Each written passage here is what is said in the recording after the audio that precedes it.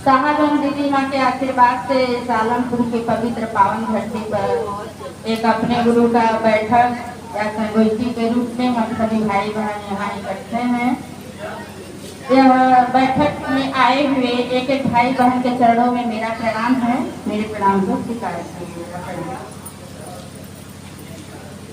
देखिए भाई बहन, हम लोग का आने का एक ही उद्देश्य है कि आप लोगों ने जैसा सुना कि बरखा दीदी आ रही हैं, साहब के बड़ी बहू बरखा दीदी हम लोग के बीच में, तो अभी हम लोग दीदियों से सुने कि तन मन धन से हम आप मिलकर उनका स्वागत करेंगे। और इसी उद्देश्य पर हम आप यहाँ बैठक के माध्यम से यहाँ इकट्ठे हैं और तमाम भाई बहन से हम लोगों ने सुना कि भगवान शिव गुरु हैं, उनको अपना गुरु बनाया जा सकता है। कहा जाता है कि वह महादेव जगत के गुरु हैं और आदि गुरु हैं और गुरु पद पर अवस्थित हैं। एक जगत का मतलब कि एक एक व्यक्ति शिव का शिष्य हो सकते हैं। और शाखा में हम लोग को महादेव तक जाने के लिए मात्र ये रास्ता 3 सूत्र दिए हैं। यह रास्ता है महादेव तक जाने के लिए। तो आप लोगों ने सुना कि पहला सूत्र मन ही मन दया की याचना करना है कि हे शिव, आप मेरे गुरु हैं, मैं आपका शिष्य हूँ, मुझ पर दया करें। यह पहला सूत्र भाई बहन हमको आपको समझना पड़ेगा। शाहर में कहते हैं कि अगर पहला सूत्र हम आप समझ जाएंगे तो 2 सूत्र करने की आवश्यकता नहीं है। अगर मन समझ ही जाएगा कि यह मेरे पिता हैं तो बार बार हम अपने पिता का गुण थोड़ी न पढ़ेंगे। मन अगर समझ गया तो हमको आपको समझने के लिए साहब ने 3 सूत्र दिया याद करने के लिए। तो पहला सूत्र जो है भाई मेरे बहन, ये शिष्यता का पासवर्ड नंबर है। हम पहले सूत्र में मन ही से दया मांगे और दूसरा सूत्र है कि लोगों से बताना है कि शिव मेरे गुरु हैं और आपके भी गुरु हो सकते हैं। यही संदेश एक व्यक्ति और भाई बहन के देना है हमको आपको। अभी कोई भैया बोल रहे थे कि शिष्य बनना है और लोगों को शिव का शिष्य बनाना है। मेन उद्देश्य यही है।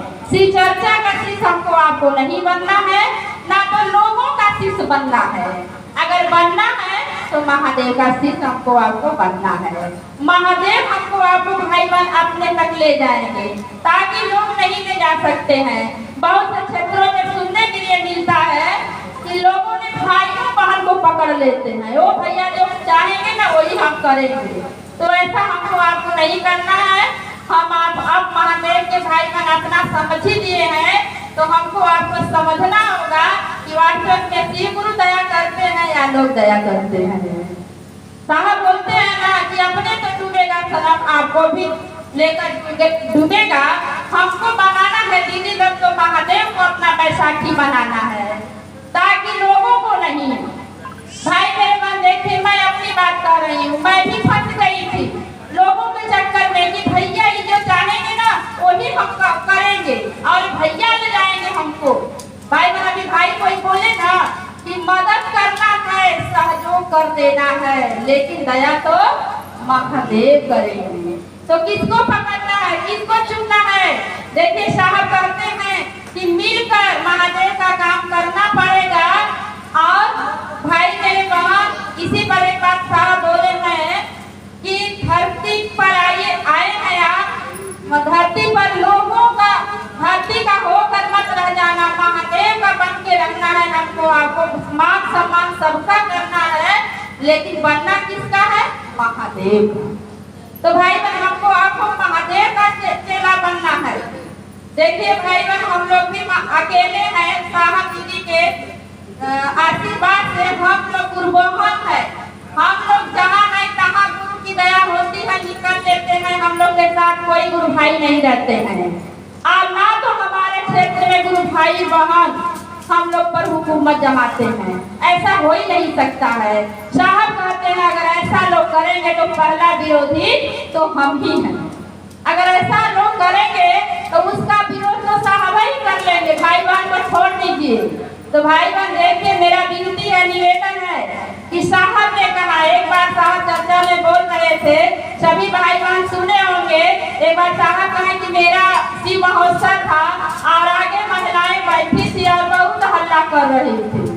तो मैंने लोगों से कहा, गुरु भाई लोग से, कि गुरु बहन लोग को पीछे कर दिया जाए, गुरु भाई लोग को आगे कर दिया जाए। वही हुआ। लेकिन गुरु बहन क्या करती है जानती हैं? कहे कि ये साहब श्री हरिंद्रानंद जी को हम लोग बोलने नहीं देंगे, क्योंकि हम लोग को पीछे किया गया, भाई लोग को आगे कर दिए। फिर साहब कहे कि महिला को आगे आने दीजिए और भाई को पीछे जाने दीजिए। तो भाई मेरे बहन देखिए, साहब दीदी का देन है कि हम लोग घर से बाहर नहीं निकलते थे, लेकिन आज उनकी देन है कि हम लोग निकल कर और महादेव का काम करते हैं। ये बहुत बड़ी बात है दीदी लोग, इस बात को आप लोग समझ लीजिएगा कि ये बहुत बड़ी बात है। साहब कहते हैं कि आपके कहने से, आपके सुनने से, समझाने से अगर एक लोग महादेव की तरफ 2 कदम चल दिया तो उससे बड़ा ये धरती पर कोई काम नहीं है। हम आप चूल्ही चौका में सोचते हैं कि यही मेरा गृहस्थी है, यही मेरा काम है। भाई बहन नहीं, जब तक नहीं समझ था तब तक हम उसी में रहे, लेकिन आज समझ हो गया तो भाई बहन हम यह अब काम कर रहे हैं अपने लिए। जो गुरु आदेशित कर्म है वो मेरा काम है। लोग कहते हैं गुरु का काम है, लेकिन मैं कहती हूँ कि यही मेरा मेन काम है। जो हम लोगों से बात करते हैं कि भैया महादेव को गुरु बना लीजिए, ऐसा नसीब देवी देवताओं को नहीं मिला, ऐसा नसीब हमको आपको मिला। हम आप बहुत सौभाग्यशाली हैं कि हमको साहब ने चुना है यह काम करने के लिए। भाई मेरे बहन, तो यही हमको आपको करना है। गुरु आदेशित कर्म जो हमारे साहब कहते हैं मात्र उनको वही हमको आपको करना है। साहब क्या कहे हैं? शिष्य बनिए और लोगों को शिव का शिष्य बनाइए, यही करना है हमको आपको, और कुछ नहीं करना है। यानी दूसरों लोग को समझाना है। समझाने के लिए हम सक्षम हैं, जहाँ मौका मिलता है हम कहीं भी महादेव का काम कर सकते हैं। इसके लिए कोई बाउंडेशन नहीं है। जो समझदार गुरु भाई रहेगा वह गुरु बहन लोग का सहयोग करेगा, मदद करेगा कि मेरी गुरु बहन जा रही है महादेव का काम करने के लिए, चलिए हम पीछे से उनको धक्का देंगे कि दीदी लोग आप महादेव का काम आगे बढ़ाइए, हम लोग पीछे से साथ देंगे।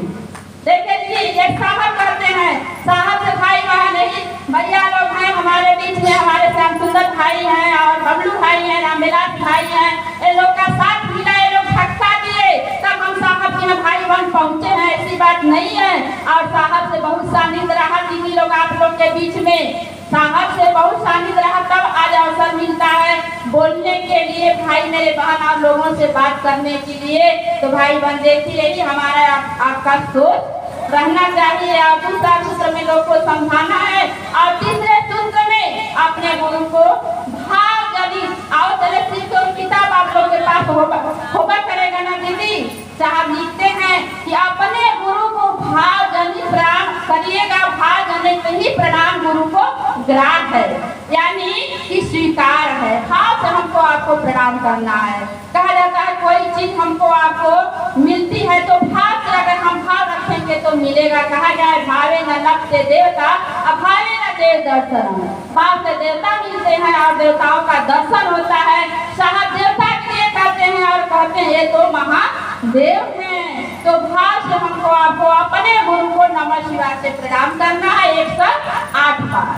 आप जानते हैं 108 बार करने से हमको आपको लाभ क्या है? भाई बहन बहुत लाभ है कि हमारा लौकिक पारलौकिक दोनों मनोरथ स्वतः पूर्ण हो जाते हैं। और भाई बहन ग्रह नक्षत्र जो हमको आपको बार बार बाधित करता है, यह कष्ट जो होता है धीरे धीरे कमजोर हो जाता है। तो हमको आपको अपने गुरु को भाव जनित प्रणाम करना चाहिए।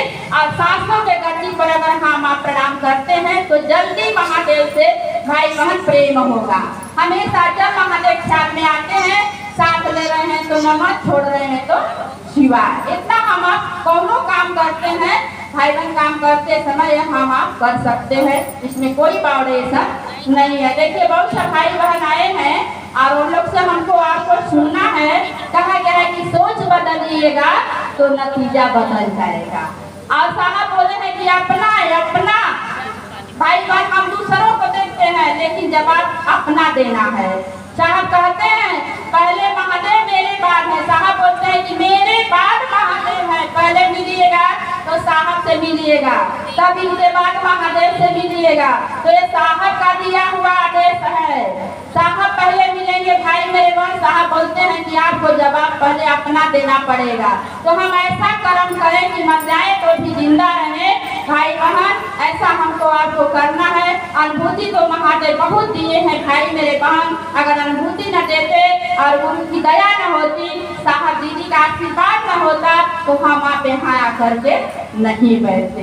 कहा जाए कौन किसका हबीब होता है, अपना अपना नसीब होता है, पर उसी की कश्ती होती है जो गुरु से करीब होता है। करीब होने के लिए भाई मेरे बहन साथ चाहिए साहब श्री का और महादेव का। इन्हीं चंद शब्दों के साथ मैं अपनी वाणी परम गुरु के चरणों में विराम देते हुए अपने गुरु श्री के चरणों में प्रणाम करती हूँ, अपने साहब एवं दीदी जी के चरणों में प्रणाम करती हूँ। दूर दराज से भाई बहन आए हैं, सभी के चरणों में मेरा प्रणाम है, मेरे प्रणाम को स्वीकार कीजिए।